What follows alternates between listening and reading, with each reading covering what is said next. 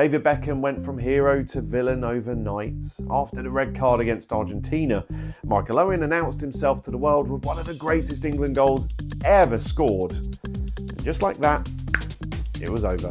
1998. Tony Blair had just arrived with New Labour, Princess Diana had passed away less than a year earlier, the Spice Girls were absolutely everywhere, and if you wanted football news, you weren't scrolling TikTok. You were buying Match magazines, Shoot magazine, or reading the back pages of your dad's newspaper. A loaf of bread cost about 50p, petrol was around 65p a litre, and England were finally back at the World Cup for the first time in 8 years. And this was my very first World Cup. I was 11 years old. Back then it wasn't even called the Premier League to me, it was the Premiership. And domestically, Manchester United were massive. I supported United because genuinely, as an 11-year-old, I thought if you liked football, you had to support Manchester United. I didn't realise there were any other options. Arsenal had just won the double that season, beating Newcastle in the FA Cup final, while Real Madrid won the Champions League for the first time in over 30 years. But honestly, none of that really mattered to me because the World Cup was everything. France '98 was just everywhere. The BBC theme tune, Match of the Day, sticker albums, England shirts in shop windows, World Cup branded crisps, drinks, magazines. It felt like the entire country had churned into football for the summer, and I absolutely lived for it. I had the England sticker album, the World Cup one, the Sainsbury's coin collection. I took them into school every single day. In fact, every time we had reading time in class, everyone would get their books out, and I'd just sit there reading my World Cup sticker album instead. Honestly, I don't know how the teachers allowed it. Break times were all about football. Lunch times were football. Every conversation was football. And if we didn't have a football with us, we invented something called stone football, which was exactly what it sounds like. We'd use jumpers for goalposts, find a wall, and literally kick a stone around pretending it was a football.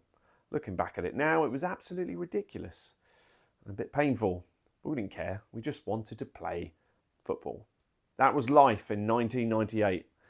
And then there was the music. 3 Lions returned with updated lyrics. No more years of hurt. No more need for dreaming. This was the official one. How does it feel to be on top of the world? But weirdly, the song that I remember most from that World Cup wasn't even England's.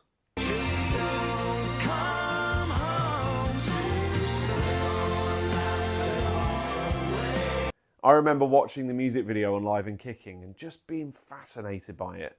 The airport scenes, the fans travelling abroad, the idea of being part of a World Cup adventure. Even now, every tournament, I still listen to that song. Because honestly, that title perfectly sums up what supporting England has felt like my entire life. Don't come home too soon. Because once England go out, the party's over. And sadly, my first World Cup ended the way so many others would. On penalties. Again. David Beckham went from hero to villain overnight. After the red card against Argentina, Michael Owen announced himself to the world with one of the greatest England goals ever scored. And just like that, it was over. But despite the heartbreak, I absolutely fell in love with the World Cup that summer. I remember one of my classmates supported Brazil because, in his words, they're the best and they're going to win it. But I said France would win it. And when France beat Brazil 3-0 into the final, I went into school the next day proudly pretending to support France. I even wore a red, white and blue wristband that I'd bought from a jumble sale for about 10p. Turns out it wasn't a France wristband at all. It was apparently part of a cricket pad. Didn't matter to me though.